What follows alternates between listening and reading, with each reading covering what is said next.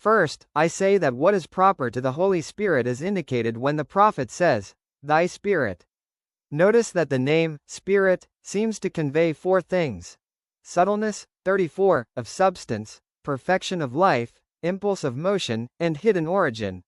So, first of all, the name, Spirit, seems to convey subtleness of substance.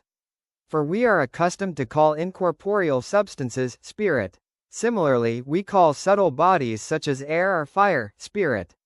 Hence we read in the last chapter of Luke's Gospel, "See my hands and my feet, that it is I myself. Handle me, and see, for a spirit has not flesh and bones as you see that I have." Lk. 24:39.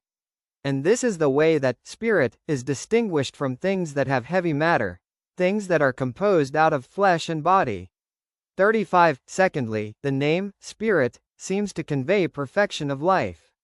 36. For as long as animals have breath, spiritum, they are alive, and when their breath leaves them, they perish. Thou takest away their breath, and they die and return to their dust. Ps. 103-29.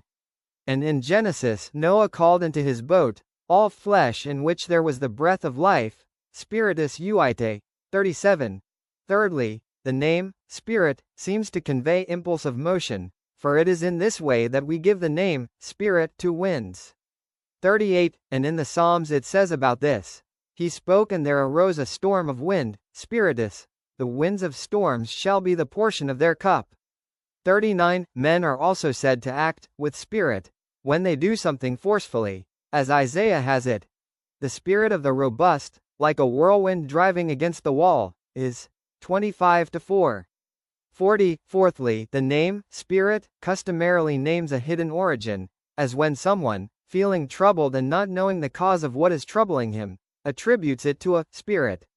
41. So we read in John, "The wind, spiritus, blows where it wills, and you hear the sound of it, but you do not know whence it comes or whither it goes." Jn.